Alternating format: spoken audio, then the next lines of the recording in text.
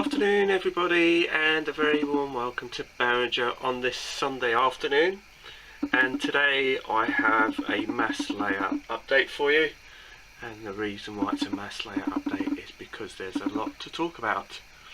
So without further ado, we're going to make our way to the other end of the layout where all the work has been going on. So here we are at the fully end of the layout, just by where the other end of the tunnel, where you've got the twin track that comes out that leads to Moorwood Station. Now the reason why we start here is because from here on in is where it's all changed. So as previous, we used to have the twin track that used to feed into the point. That is no more, because it's now twin track all the way through. Now the reason why we have twin track all the way through is for two reasons. Purely because one of the reasons is because of my HST, and I'm just trying to get a bit more speed out of the layout and a bit more flow from the layout and a bit more reliability from this end of the layout. And basically it's proven to be a real godsend. Actually, I'm glad I've done it.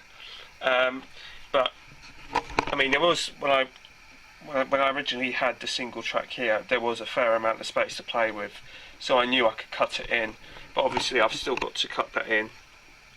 So basically, I've still got to add the mod rock here along here to finish this side up. That's something I haven't done yet, because as you will see, a lot of other work has gone on into the layout. We now, if I spin you around towards Moorwood Station, we have the two main lines back, and we've had to remove the signal box that was here out of the way, because we're going to be reinstating the platform here again, and so therefore the signal box can't stay here because there won't be no room for it. So as a temporary measure, it's sitting on the platform. It may very well stay there because I quite actually like it there. So we'll see. We then move along and we come across this set of point work, and what's going to happen is that this point work will spur off into the nuclear flask terminal area, because before I used to have two lines, but I've now cut that down to one because I didn't see any real point in having the two lines going down that road when I could just have a single line spur, and then that will make it easier to connect these two main lines to the fiddle yards too, which is what we've kind of started on, and it's partially completed, so I'll show you that shortly. But as you can see, I now don't have to deal with a crossover from here to cross over this line in order to get to the bridge section, which I used to have before. And speaking of the bridge, we have a girder bridge from Hornby, which I bought. I'm not sure if I'm going to be using it or keeping it. I have heavily modified it in terms of, well, I say heavily modified it, I've just basically repainted it in essentially the same colours as it came in, but just repainted it just to tone it down and make it look less plasticky. And as you can see, we have a single line spur here which will run into the bridge section, which makes it easy to connect onto this drop down section, because I've only got one line to basically connect up. And this has all changed as well. Basically now I've decided to make this into a simple single line straight through all the way to the nuclear flask terminal, which is exactly the same. That side of it hasn't changed at all. It's this bit here. I just wanted it to make it more what's the word I'm looking for, probably abandoned and a bit more kind of less used. At the moment, like I said, I'm still working on it. Basically what I've done is I've added some rocks for the outcroppings. So these are all the rocks they were put in last night. I've just gone over it with another coat of paint, so then it'll be soon needing some scatter and stuff, but I have to basically put the colours on. So if you kind of look at it from down here, it's kind of a bit more, it's a bit strange having white rocks, but you can see where they all are. and once they're all toned down and blended in, it will just look very kind of yeah, abandoned. And I mean, and those of you who followed me for some time will know that I did a seam section with an abandoned platform, and basically I've decided to do the same again along here. So basically it's just going to be a single line all the way through, and just a loco just trundling along up and down from time to time along this section. So it's very old worldy kind of single line, not really used that much, although it'd probably be used more than I think. But that's pretty much where we're going with this, and this will simplify it. And this, as the IKEA one, is a lift up section. It's just a piece of card folded over. It's very lightweight, and it's basically you just lift it up and remove it. So the only bit will stay is basically from, if you see that line that runs along through, so I'll have to do a bit more ballasting to tidy that up. So then here's just like a little track, and that will just cross over into a crossing down there. So that's pretty much for this side of the layout, and we're now going to get on to fiddle yard 2.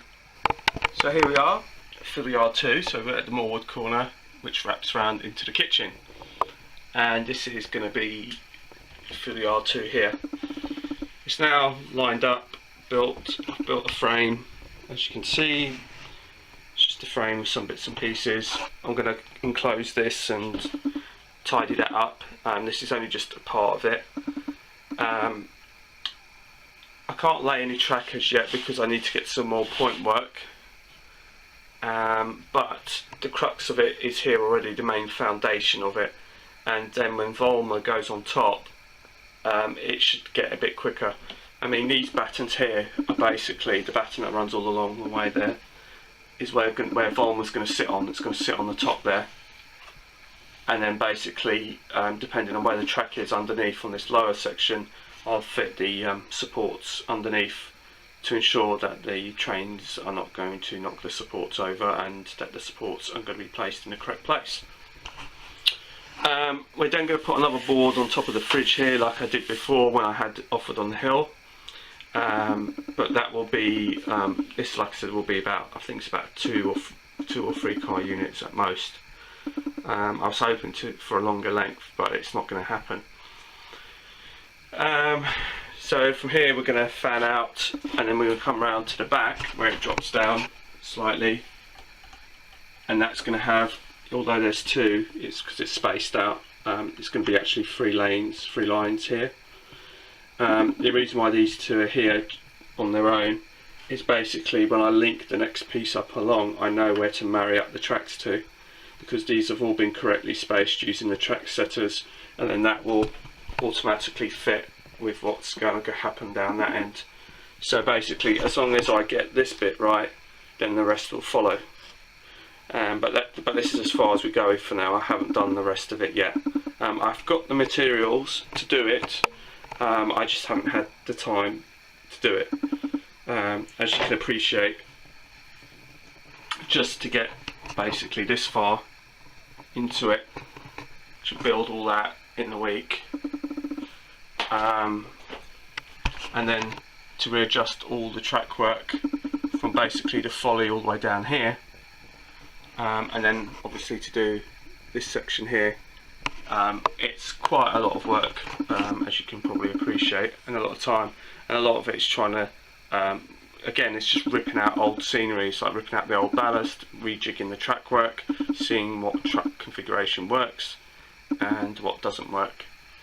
But the main thing is, oh, just falling into the door there.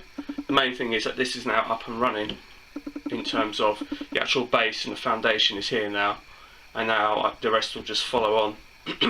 And it's a real cracking cabinet that I've put together. It's not perfect, but then again it will do for what I need it for, and by the time I do my jiggery pokery and tidy it up and all the rest of it, and just put some doors on it and all the rest of it, and also I wanted to have some more space for my stock, because where I keep a lot of my stock at the moment, I've just run out of room, and there's a very good reason for that. and that will probably be in my next video, which will be a shed load of new locos, because there's been some substantial investment in locos and rolling stock at Berringer.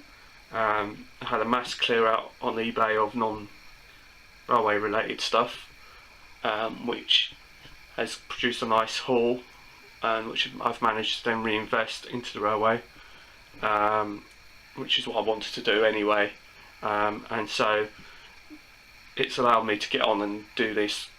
So my next bit is going to be to really link up that corner with that corner down in there. So once that's done, I'm not quite sure how it's going to work out. I haven't really figured out the whole ins and outs of it, but I'm quite pleased with this side now, because the main thing is to get the backboard up, because now this can stay where it is now. So until I had the backboard up, I'd have to keep moving this forward, because I need to put this in so I can then start laying the track. I couldn't lay the track until I put the backboard in, because that's secured from the back of the unit. So anyway, I'm going to love you and leave you. Thanks for watching. Please feel free to comment and subscribe, and I will speak to you soon. So bye for now.